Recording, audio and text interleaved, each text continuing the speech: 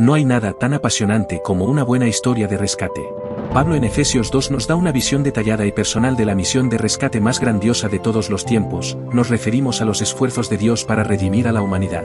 El dramatismo de la historia aumenta al saber que no somos meros espectadores del rescate de otra persona, sino testigos del nuestro.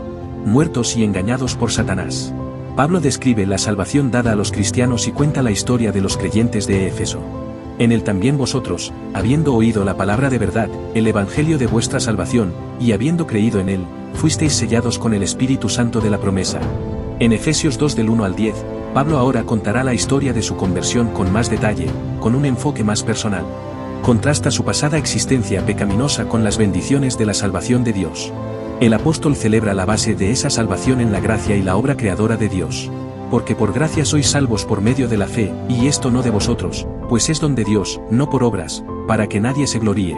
Porque somos hechura suya, creados en Cristo Jesús para buenas obras, las cuales Dios preparó de antemano para que anduviésemos en ellas. Pablo también señala la triste realidad que vivía su audiencia antes de la conversión, al notar que estaba espiritualmente muerta, ya que habitualmente practicaba el mal y vivía en pecado como estilo de vida, y Satanás los dominaba. Y Él os dio vida a vosotros, cuando estabais muertos en vuestros delitos y pecados, en los cuales anduvisteis en otro tiempo, siguiendo la corriente de este mundo, conforme al príncipe de la potestad del aire, el espíritu que ahora opera en los hijos de desobediencia. Engañados por nuestros deseos. Al margen de la intervención de Dios, la existencia humana está dominada no solo por las fuerzas externas sino también por las internas.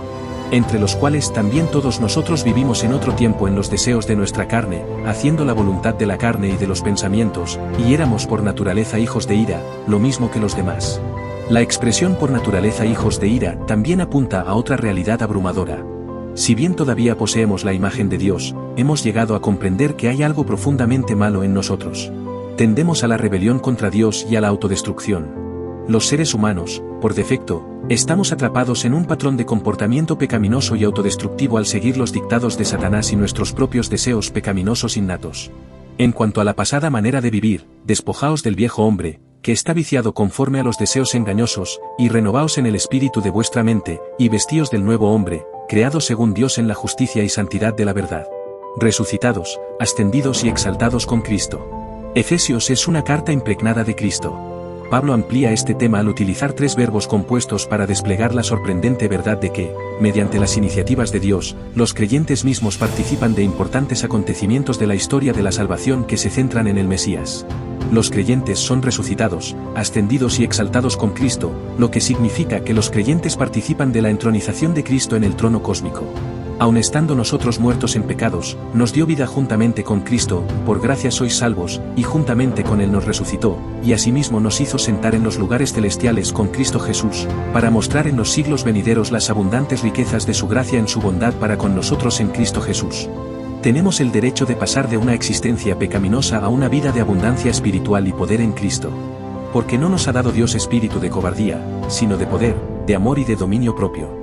Bendecidos para siempre por la gracia. Las ceremonias de graduación son celebraciones maravillosas. Una graduación marca un logro importante, el paso a una etapa diferente de la vida o la carrera. Es importante para nosotros como creyentes entender que nunca nos graduamos de la gracia. Dios ha actuado en el pasado en Cristo para redimirnos, al identificarnos con su Hijo, Jesucristo, de modo que en el presente seamos copartícipes de su resurrección, ascensión y exaltación. El plan de Dios, cimentado en los concilios divinos de tiempos inmemoriales, se extiende para siempre hacia el futuro, para mostrar en los siglos venideros las abundantes riquezas de su gracia en su bondad para con nosotros en Cristo Jesús. Ahora salvados por Dios. Pablo explica en Efesios que la salvación de los creyentes no se produce por su buen comportamiento ni por sus cualidades encantadoras. En vez de estar arraigada en sus cualidades, su salvación se fundamenta en el inexplicable amor de Dios.